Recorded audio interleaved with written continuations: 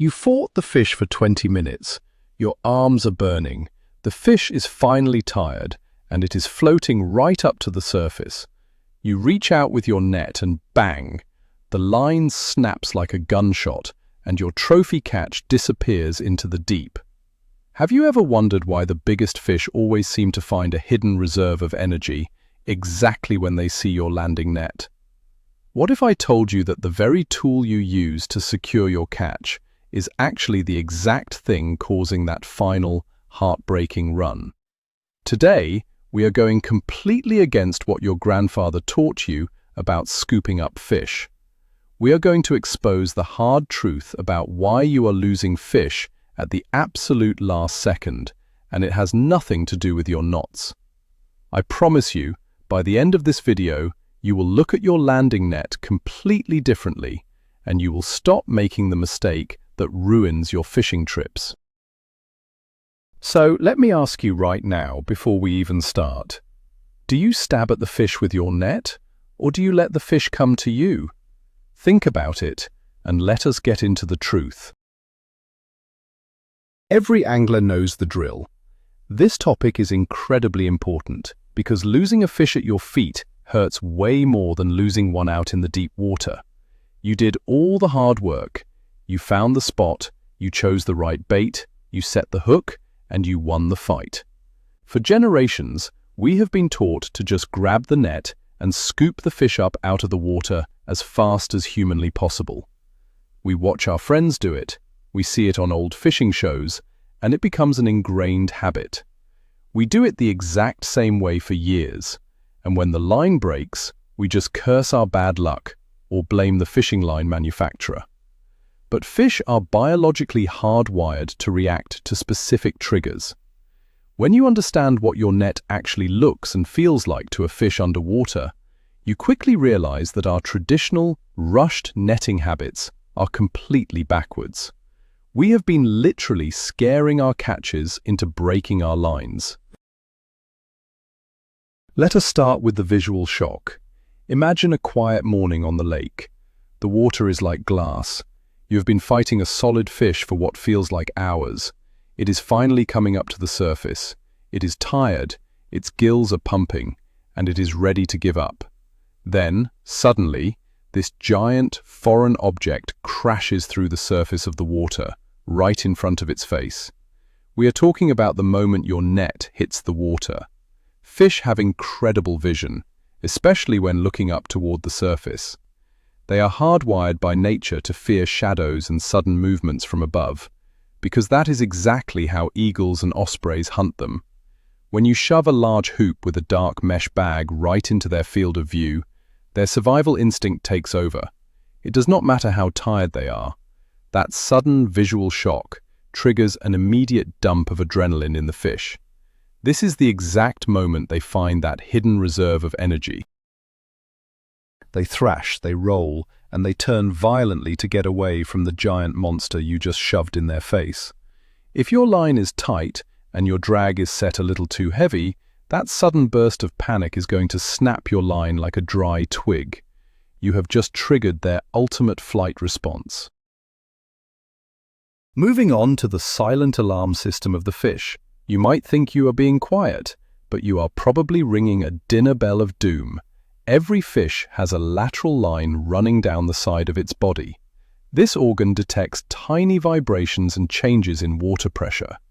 Think about when you are standing on the bank and you blindly stab your net into the water to get ready. The mesh drags through the water, the metal hoop clanks, and it creates a massive underwater pressure wave.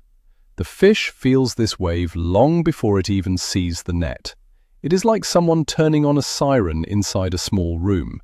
You are pulling the fish toward you, and at the same time, you are pushing a wall of water directly at its face with your net. This conflicting pressure tells the fish that a large predator is charging right at it. So, what does the fish do?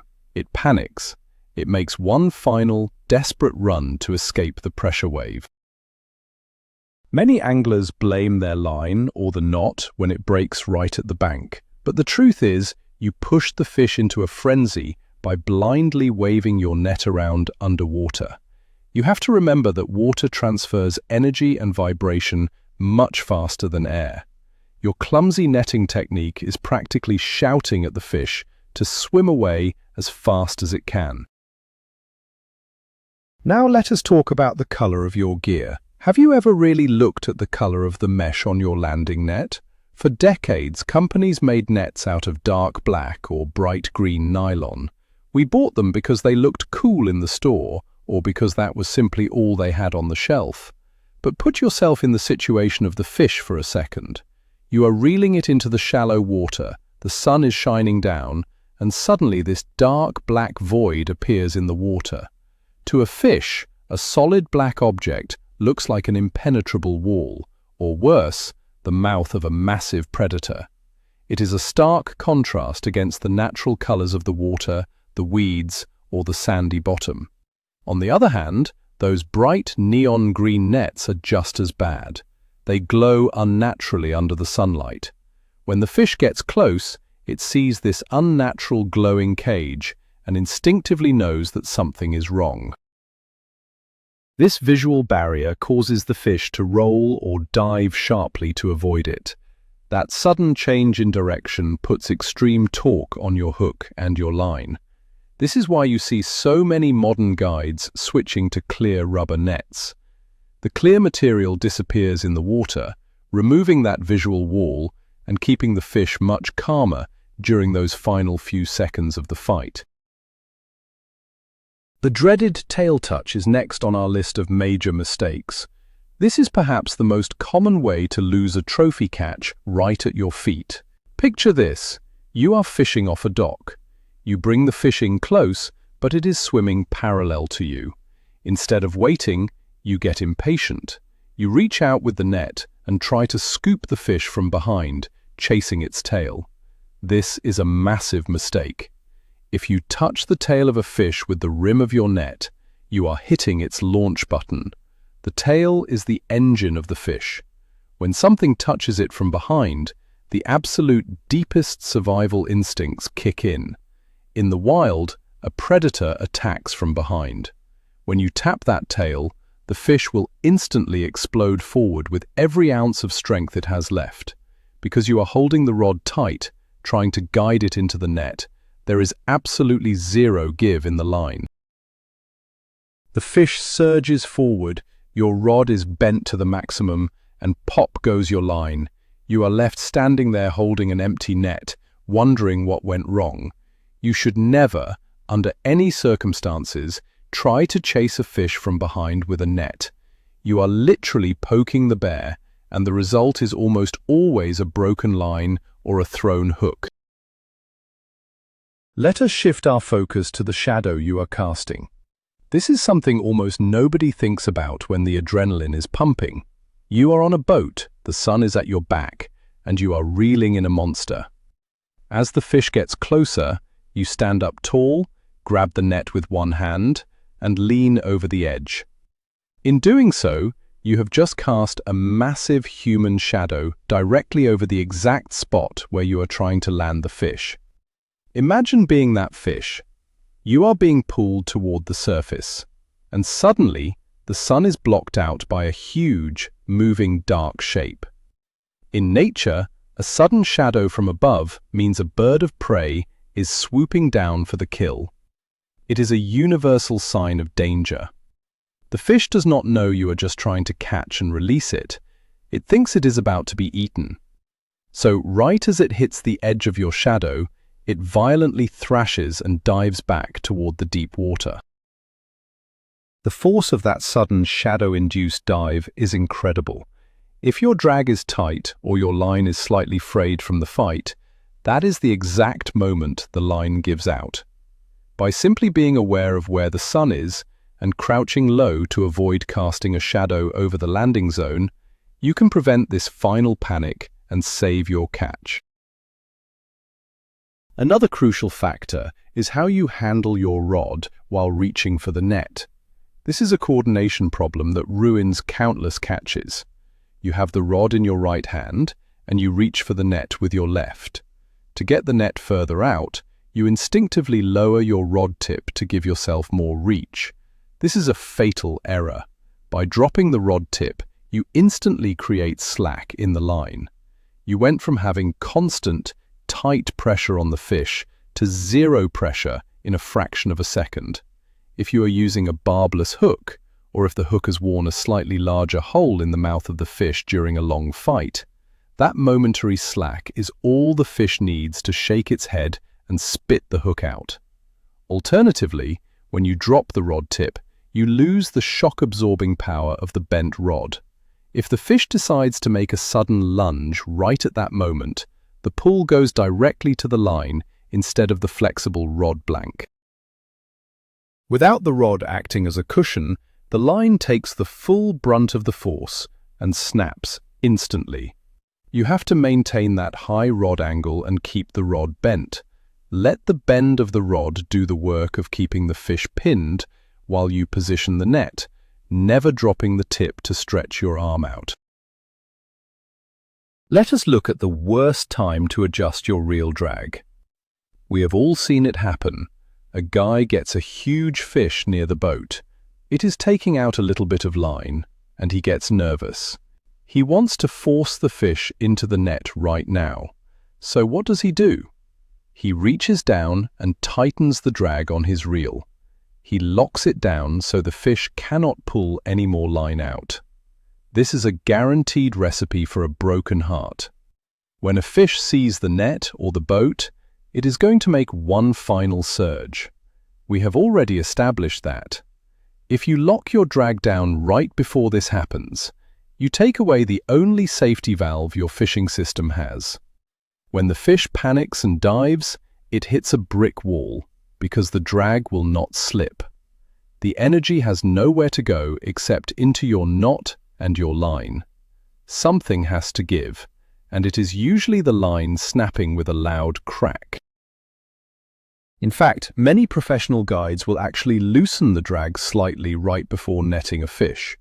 They know the fish might freak out when it sees the net, and they want the reel to easily give out line during that final, violent run. By trying to muscle the fish in the last 5 feet, you are setting yourself up for failure. The material of your net can also be your biggest enemy. If you are still using your grandfather's old knotted nylon net, you are putting your catch at unnecessary risk. Those old nets are rough and abrasive, but more importantly, they behave terribly in the water. When you put a woven nylon net into the water, the current catches it. The bag blows out like a parachute, creating a ton of resistance. It becomes heavy and incredibly slow to maneuver.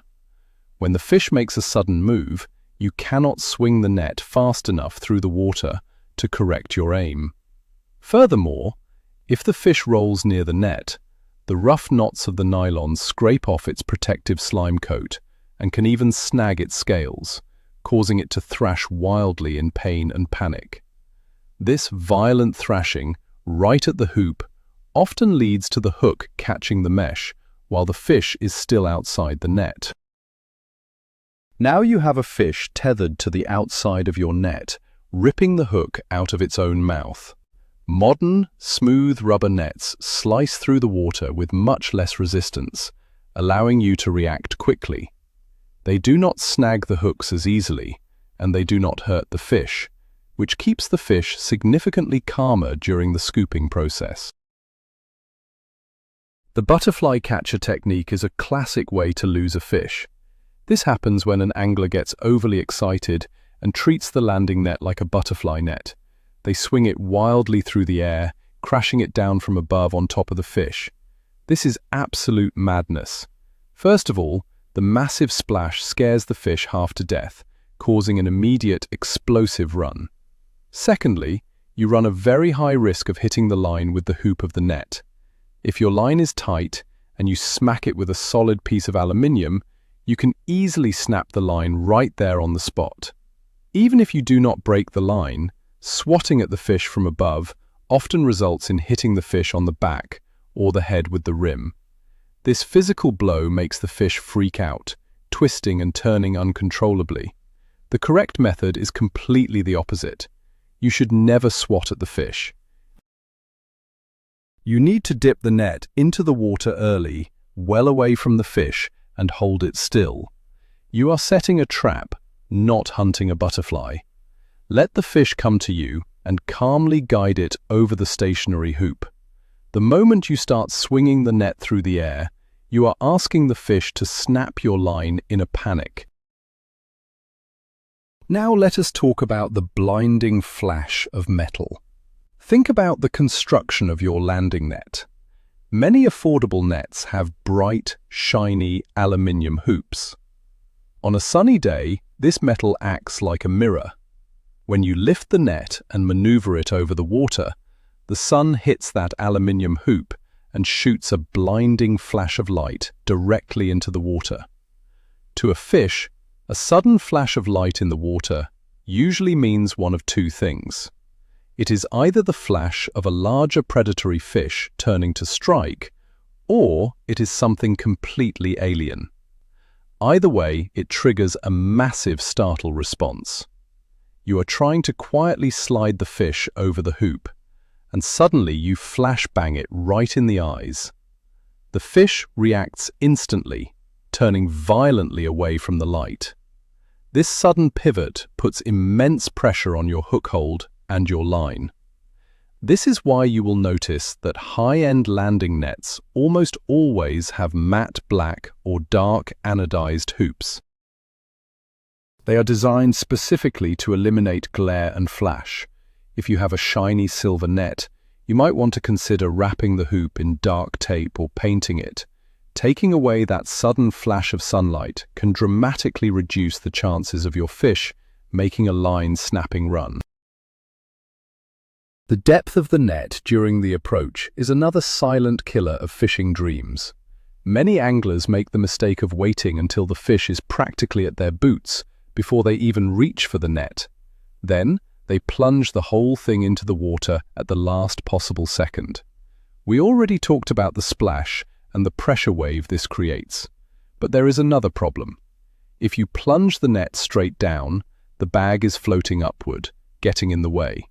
You have to wait for the bag to sink before you can scoop the fish. In those 2 seconds it takes for the net bag to sink, the fish sees the chaos, feels the pressure, and makes its final run, breaking the line.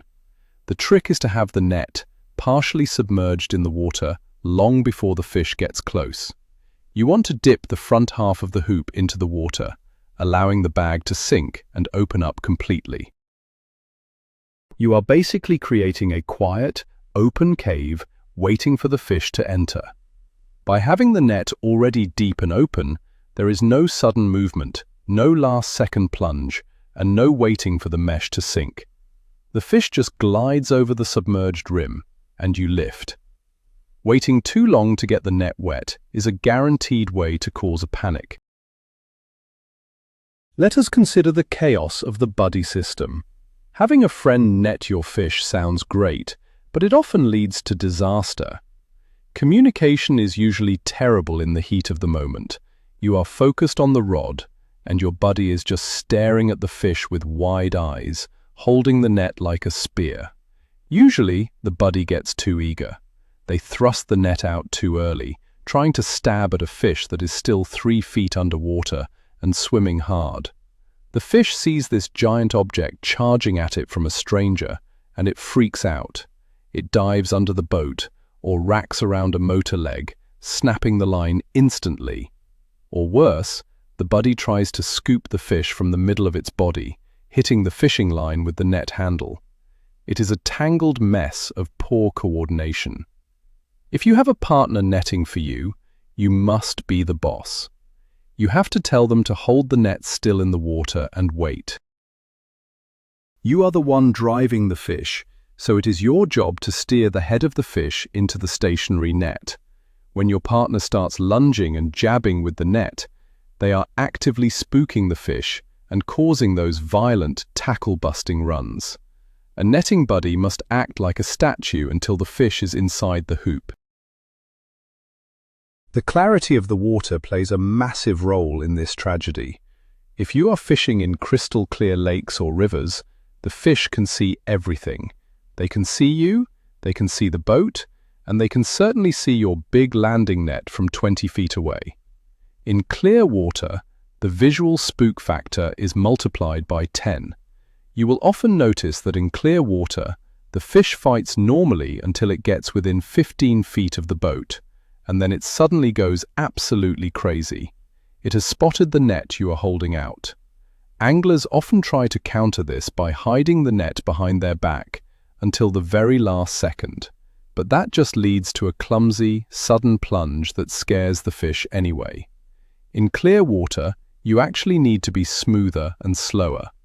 You must keep the net very low to the water, avoiding sudden shadows, and let the fish tire itself out slightly further away from you. If you drag a green, energetic fish into the visual range of the boat in crystal clear water, the sight of your net will send it into overdrive. The line will snap because the fish still has plenty of energy left when it makes its terrified escape run. You have to play them longer when visibility is high. This brings us perfectly to the green fish syndrome. Netting a green fish is a fundamental mistake that anglers make out of sheer impatience.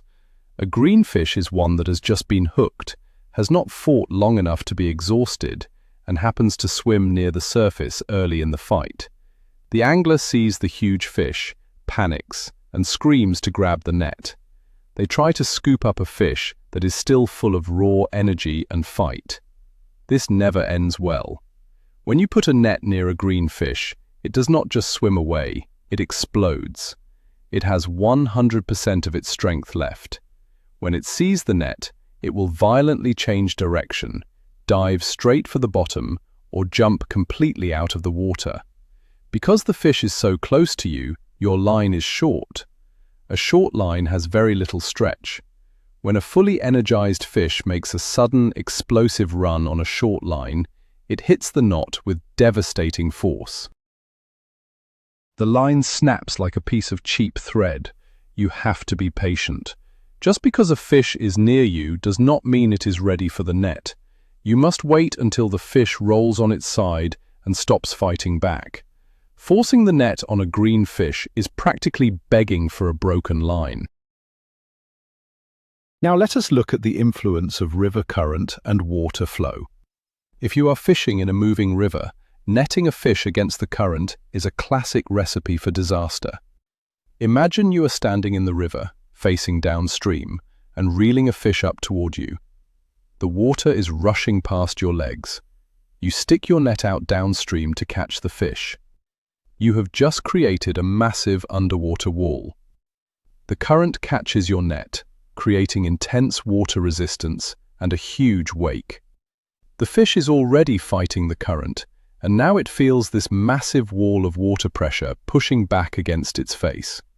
Furthermore, fish in a river always want to face upstream. When you drag them up against the current, they are already uncomfortable and looking for a way to turn around. When they see your net blocking their path, they will turn sideways to use the current to escape. When a heavy fish turns its broad side to a strong current, the weight on your line quadruples instantly. The combination of the fish swimming away and the strong river current pulling it down will snap your line in a heartbeat. You must always try to net fish in slower water, or guide them into the net from the side, never directly against the heavy flow. Night fishing adds a completely different layer of chaos to the netting process. When you are fishing in the dark, you rely on headlamps and flashlights. You have a big fish on the line, it is splashing in the dark, and you turn your bright headlamp on to see what you are doing. You point your light right at the water and you stick your net out. You are basically shining a spotlight on an obstacle course. The sudden piercing beam of a modern LED flashlight cutting through dark water is incredibly startling to a fish. It blinds them, disorients them, and causes pure panic. But even worse, when your light hits the mesh of your landing net, it illuminates the net perfectly.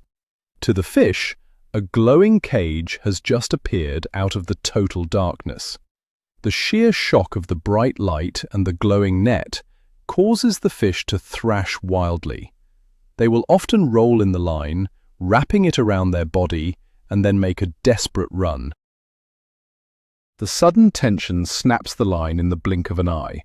Experienced night anglers know to use red lights, which do not spook fish as badly, or they try to net the fish using only ambient moonlight. Shining a bright beam directly onto your net is a sure way to ruin your night. Hook placement and leverage is another critical factor during the netting phase. Throughout a long fight, the hole made by the hook in the mouth of the fish often becomes slightly stretched or enlarged. As long as you maintain steady pressure, the hook stays perfectly in place. But the moment you introduce the landing net into the equation, the behavior of the fish changes. When the fish sees the rim of the net, it often starts shaking its head violently side to side. It is trying to throw the unfamiliar object away. This aggressive head shaking creates momentary bits of slack in your line, even if your rod is bent. If the hook is sitting loosely in a stretched out hole, that head shaking is exactly what is needed to pop the hook out. Many anglers think their line snapped, but in reality, the fish just threw the hook right at the net. Or, if the hook is lodged in a tough part of the jaw, the violent thrashing causes the line to rub against the sharp teeth or abrasive gill plates of the fish. A line that survived a 10-minute fight can easily be sawed completely through in just 2 seconds of aggressive thrashing near the net. The sight of the net initiates the thrash, and the thrash destroys the line. The physical size of your net is a mistake that seems obvious, but happens all the time. Many anglers use a one-size-fits-all approach. They take their small bass or trout net on a trip where they might hook into a massive pike or a large catfish. You fight a giant fish to the boat, and then you try to shove it into a net that is entirely too small. This is where disaster strikes. You aim for the head, but because the hoop is too small, the metal rim smashes directly into the face or the body of the fish. We already know that physically hitting the fish with the net is the ultimate trigger for a panic run. The fish feels the hard impact, realizes it cannot fit into the space, and thrashes backward. The line gets caught on the outside rim of your tiny net. The fish twists, and the line breaks instantly under the awkward pressure. You cannot squeeze a 10-pound fish into a 5-pound net.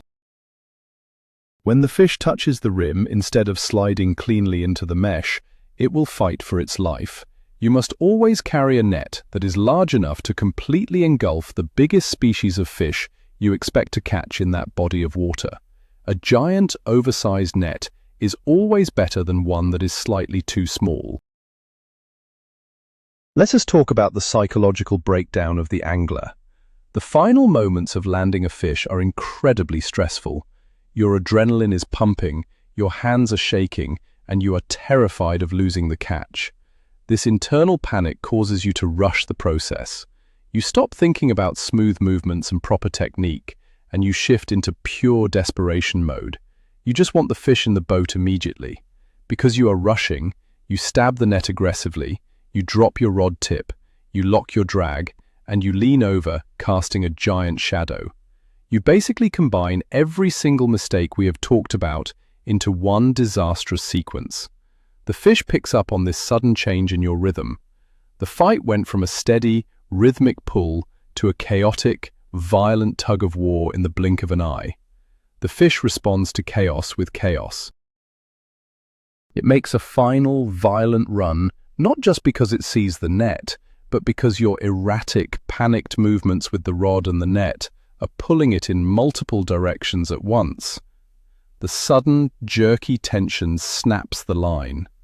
To successfully net a big fish, you have to force yourself to breathe, slow down, and act completely calm, even when your heart is beating out of your chest. Finally, let us outline the absolute masterclass method for netting a fish without spooking it. The secret is called the submerge and lead technique. Imagine you are standing on the bank. The fish is getting tired and is about 15 feet away. With one hand, you quietly slide the landing net into the water, dipping it so the front half of the hoop is submerged and the bag is completely wet and open. You hold the net completely still. You do not move it toward the fish at all. You turn yourself into a statue. With your rod hand, you keep the rod tip high, maintaining a steady, even bend in the line. Very slowly, you use the rod to guide the head of the fish toward your stationary net. You let the fish swim itself directly into the hoop. Because the net is not moving, the fish does not perceive it as an attacking predator. It just sees an obstacle, and it is too tired to care. Once the head of the fish passes the rim of the net, you swiftly lift the hoop straight upward, folding the fish into the bottom of the bag. There is no chasing, no splashing, no sudden shadows, and no tail touching.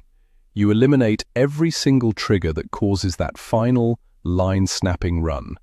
You remain in control, and the fish ends up safely in your hands. Let us bring it all together.